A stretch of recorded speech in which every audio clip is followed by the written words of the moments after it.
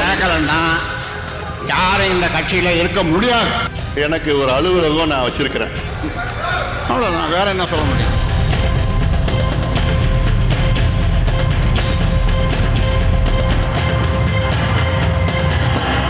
தை பிறந்தால் வழி பிறக்கும் என்பார்கள். அதுபோல கடந்த சில நாட்களாக தைலாபுர தந்தை மகனிடையே இருந்து வந்த மோதல் போக்கு முடிவுக்கு பிறந்துள்ளது.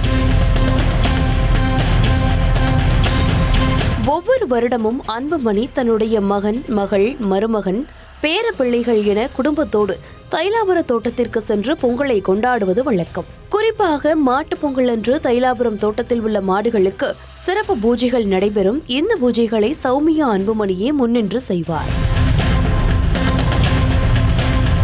இந்நிலையில் எதிரும் புதிருமாய் இருந்த தந்தை மகனால் இம்முறை தைலாபுரத்தில் பொங்கல் கொண்டாட்டம் களைகட்டுமா என்ற கேள்வி மேலோங்கி இருந்தது. இதற்காக தடபுடலாக ஏற்பாடுகளும் நடந்து வந்தது. முன்னதாக நடைபெற்ற பாமக பொதுக்குழு கூட்டத்தில் கட்சியின் இளைஞரணி தலைவராக தனது மகள் காந்திமதியின் மகனான முகுந்தன் பரசுராமனை நியமிப்பதாகவும் அவர் அன்புமணிக்கு உதவியாக இருப்பார் என்றும் மேடையிலேயே அறிவித்திருந்தார் பாமக நிறுவனர் ராமதாஸ். இந்த அறிவிப்பை கேட்ட அன்புமணி மேடையிலேயே தந்தையிடம் வாக்குவாதத்தில் ஈடுபட்டார். அவனுக்கு இளைஞர் என்ன அனுபவம் இருக்குது அவனுக்குலாம்? சொல்லுங்க, கேட்கணும். என்ன சரிண்ணா சரி போ.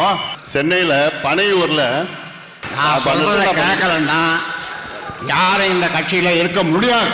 எனக்கு ஒரு அலுவலகம் நான் வச்சிருக்கிறேன், அவ்வளவுதான். வேற என்ன சொல்ல முடியும்? இதற்கு நான் சொல்றத கேட்பவர்களுக்கு கட்சியில் இடம் இல்லையில் கிளம்பி விடலாம் என்று ராமதாஸ் கூற, நான் பனையூரில் புதிய அலுவலகத்தை திறந்துவிட்டேன். என்னை சந்திக்க விரும்புகிறவர்கள் பனையூரில் வந்து என்னை பார்க்கலாம் என தடாலடியாக அறிவித்து வெளியேறினார் அன்புமணி. இதனைத் தொடர்ந்து தைலாபுர தோட்டமே ஆட்டம் காண உடனடியாக அப்பா மகன் இருவரையும் சேர்த்து வைக்கும் முயற்சியில் இறங்கியது சீனியர்கள் கூட்டம். ஆனால் அந்த முயற்சிகள் அனைத்தும் வீணானது. இதனைத் தொடர்ந்து பனையூரில் புதிதாக திறந்திருக்கும் அலுவலகத்தில் பாமக மாவட்ட செயலாளர்களுடன் ஆலோசனை எல்லாம் நடத்தியிருக்கிறார் அன்புமணி. அவரது இந்த நடவடிக்கைகளால் பாமகவை கைவிட்டு புதிய கட்சியை தொடங்க இருக்கிறாரா என்ற கேள்விகள் வலுத்தது. இதனால் தந்தை மகனுக்கிடையே மோதல் நீர் பூத்த நெருப்பாகவே புகைந்து கொண்டிருந்தது.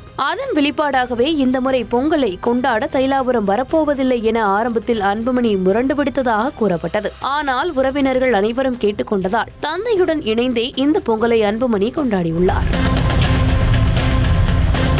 இந்த கொண்டாட்டத்தின் இடையே முகுந்தனையும் அன்புமணியையும் வைத்து ராமதாஸ் சமாதான பேச்சுவார்த்தை நடத்தியதாக தைலாபுர வட்டாரங்கள் தெரிவிக்கின்றன.